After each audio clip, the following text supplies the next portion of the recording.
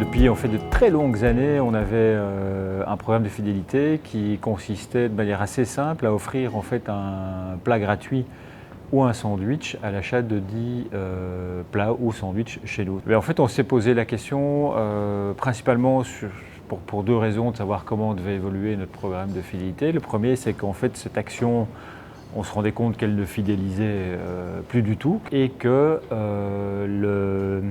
le taux d'encartage était relativement faible puisqu'il pesait 10% de notre chiffre d'affaires et donc ça nous semblait beaucoup trop peu par rapport aux ambitions que nous avions. On s'est rendu compte avec l'ancien système qu'on avait des énormes difficultés en termes de qualité de données puisqu'on ne les maîtrisait pas de manière très dynamique, le client ne les modifiait pas de manière indépendante, on ne les gérait pas et donc on avait déjà un client sur 10 encarté, mais sur ce un client sur 10, on avait 30 ou 35% de marge d'erreur, que ce soit dans la qualité de données au niveau de l'emailing ou dans les données postales. Donc le système de Fidelity, de la carte d'identité, est un système qui existe déjà maintenant depuis quelques années. C'est vrai qu'on n'était pas 100% convaincu il y a quelques années, mais je crois que le sujet a fait ses preuves et donc on s'est dit à ce moment-là que pour cet aspect de qualité de données et quelque part d'utilisation en Belgique, c'était le meilleur système aujourd'hui que nous puissions trouver sur le marché. Comment s'est passé le lancement pour vous ?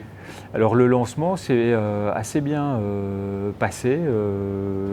Techniquement, on a eu assez peu de soucis.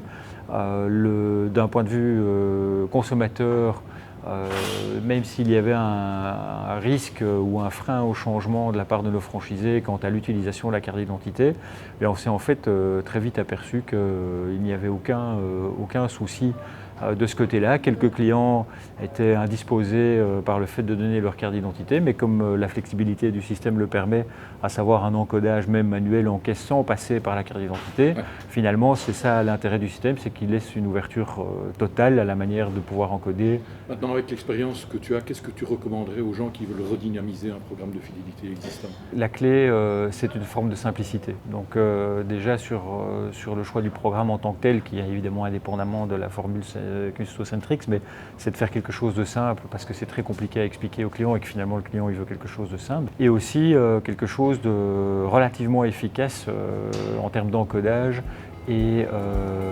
d'utilisation en magasin.